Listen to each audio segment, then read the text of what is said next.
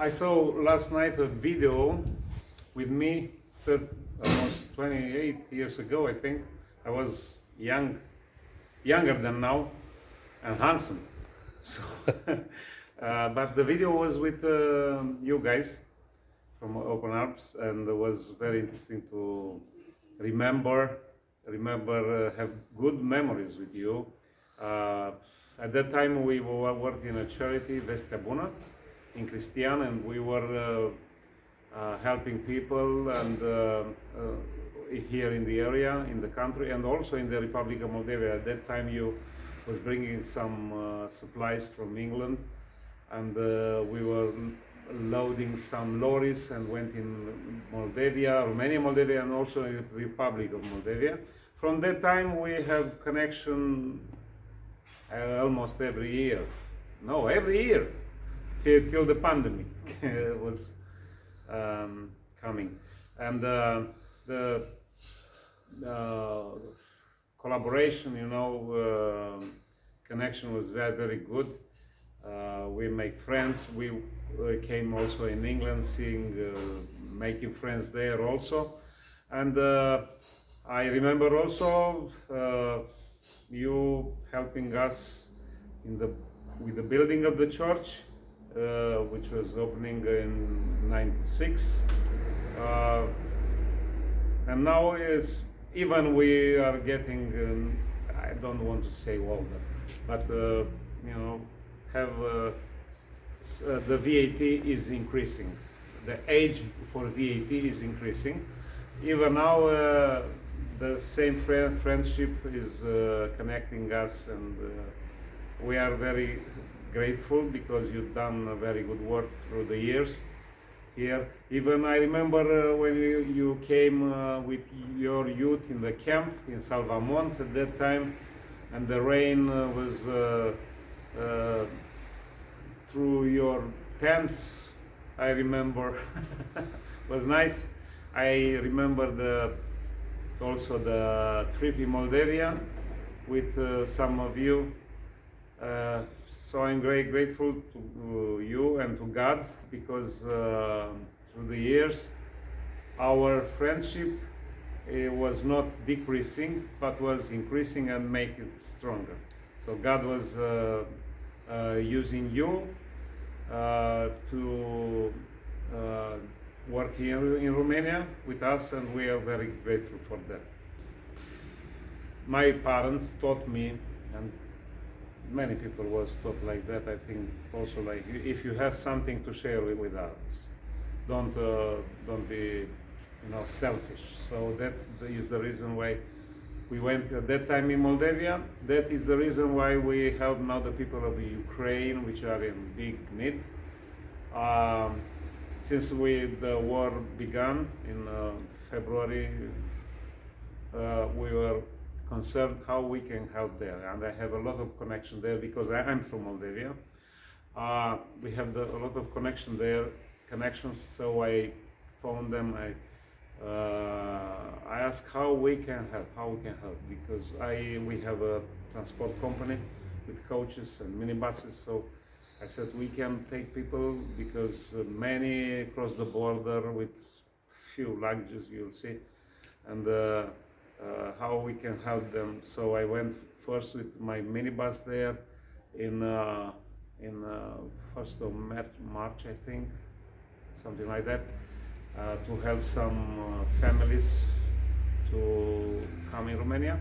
But after that I saw the need because there was a queue like 2 days waiting on the border. That was very hard for me. And I was with the coach, our coach. I have a connection in the Republic of Moldova also. They asked us for help because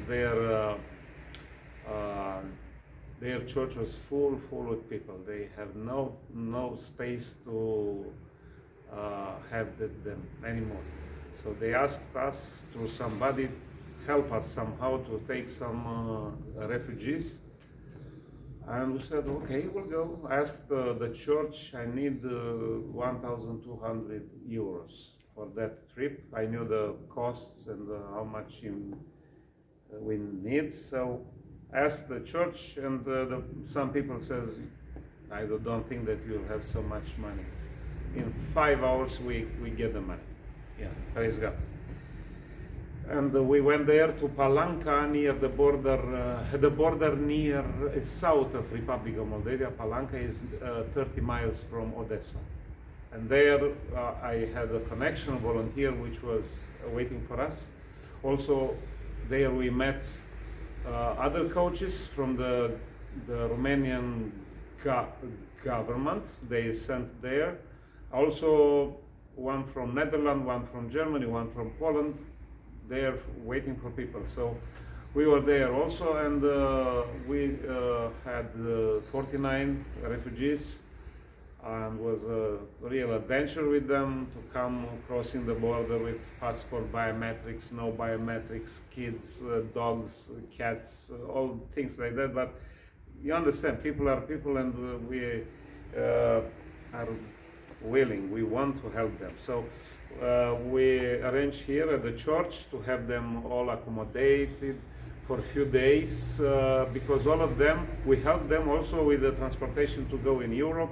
All of them went, some in Germany, some in Poland, some in Czech Republic, and we try also now, because to help people also, because it seems that the war will not close here.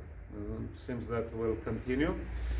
Now we have a lot of refugees here in Brasov area, also probably 2,000-3,000 here in Brasov area. But the people which choose to stay here in Romania, near the border, in the cities in Romania, near the border are many refugees. The people which choose to stay here, not to go in Germany, they said that probably the war will finish soon, will end soon, but is like a Fata the Morgana girl, you know, this is a dream. No, it's not true. The war will continue, I think, and soon will come refugees from southwest of Ukraine, from Odessa area especially. So I spoke 2 days ago with a OAM Romanian field leader. He was at Isakcha near the Ukrainian border, waiting for people there and send them in refugees camp. So I told him if they need us, we can go again with the coach to have like something like 50 people to bring here, accommodate in families, or we have some charity which have some space. God asked us to do what is right to do, and what is right to do says in Jacob epistle, is to look for the orphans, look for those in need, and share what we have with others. So I'm glad that also I heard a lot of people from UK and Europe which help the refugees. God bless you. When we pick up them, they were waiting a night because the border was closed. It was very frozen. It was snowing and very frozen. So they were waiting, some of them for 8 hours to cross the border, 8 o'clock in the morning. So at that time, when a minibus took them from the border and picked up them and brought them in the parking where the coaches, big coaches like ours they were frozen. I'll show you some video. And there, because it was too much, at the border, many coaches came and minibuses and small cars, and the border was, jammed. There we waited 7 hours with the engine on and heating, because some of them, after 2 hours, they took the clothes off because they were frozen. But finally, after 7 hours, we crossed the border, and when we arrived in a city, we stopped at a supermarket for something to eat. They ran, they were hungry. Some of them didn't have eat for 24 hours, and they were running in the supermarket, and they couldn't buy anything because their money was not good anymore because it's the war. So we bought food for all the for all the people, and it was a joy to see them how they eat, not like us at home. Oh, this is not so good. This is from yesterday. You should see them how they ate. But look, they prepare sandwiches, and nobody was touching the sandwiches till all was finished, prepared, and first they gave to the children, and after that they impressed me. We looked in the coaches. I said, I spoke with my wife, and we said we'll take 4 people because all the church was waiting for, and 49 people to share to all. Okay, it was everybody to have 2, 3. I said we take 4. So in the minibus was 3 sisters, 2 were married, and another was 2 married and 2 were sisters with them, and they have 3 children. I said I cannot separate the children or families.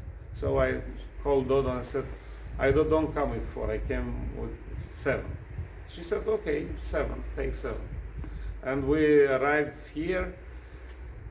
In the coach, they met a family, Armenian family, because the husband was Armenian. They let them to go because for the Ukrainian, the husband must stay there, the man must stay for the war. So because he was Armenian, they let also the men to come. So they were a family, and those girls and with children, they stick with him because they were sure that have how to say, insurance or something. They feel comfortable with a man, to have a man. And in the coach, they said, we don't come to you only 7. If you take us 11, they were 4, the Armenian. I said, 11? Come on, it's too much. She said, why you don't take us 11? I said, because I respect my wife. I said to my wife, 4, now you are 7, and now we are 11. So they said, we don't come to you. But I found out after from the Armenian man, and also from the girls, after they were afraid to be raped.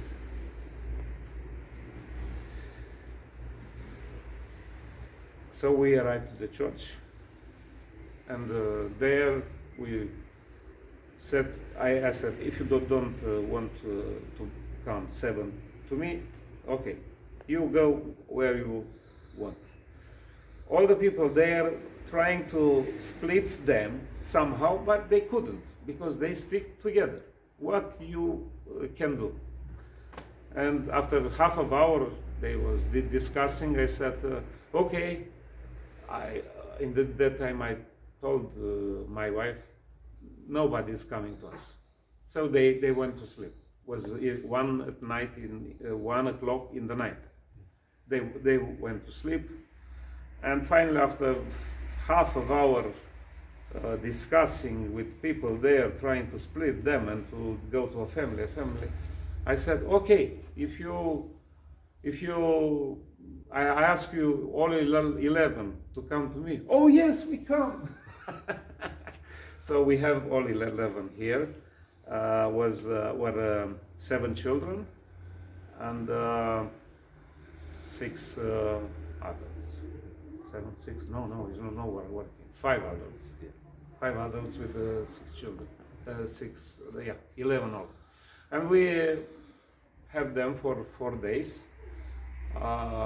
We arranged for the transportation by train in Germany, and we do some tourism, Romanian tourism with them, to see a little bit to forget about the war, and we went on Penabra Shoal on the mountains, and one kid says, "Mom, it's good that the small kid," he says, "it's good that the war came, because if it was not the war, we couldn't see these nice mountains." He was from Odessa area. There is all is flat. He didn't see a mountain in all his life. He was like 9 years old, so he was glad because the war to see the mountains, but he was innocent. Yeah. Beautiful. But I'm glad they are in Germany now. We keep in contact with them, and I'm sure that we'll have others. The place is waiting for them there. Yeah. I understand that you've turned around and said that you're expecting to go to the border again to actually collect more refugees as circumstances change.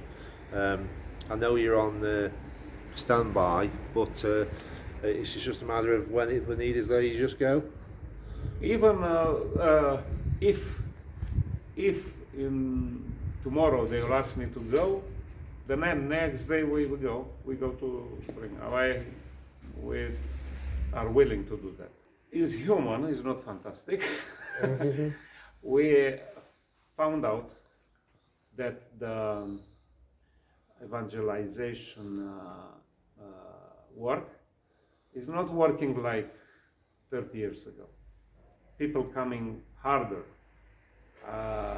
become harder in their heart, and they don't come to Christ like they come 30 years ago. But a method which is working very well in evangelization is through sport. Sport is always unite people, you know. Even they fight against in two teams, but they are united in sport. So we have a ministry to evangelization through sport. We have a volleyball team and a basketball team, and almost half of the youth of our church came to Christ through sport. They are almost half of them have 2-3 years in Christian life. So we arrived to the conclusion with the leadership of the church to build a small gym nearby, but we build also at the first floor. We have the dining room for the when you have a meal with the church or something, and at the first floor a small gym which will fit a volleyball field or basketball, and there we'll have youth coming for play with our team, and they will interact with them, speaking, connection. So after will be easier for us to move them in the church. So this strategy, I'm glad that the leadership of our church was agree with this idea. I'm in charge of the building, and I hope also the English people will help us to finish this building. Thank you.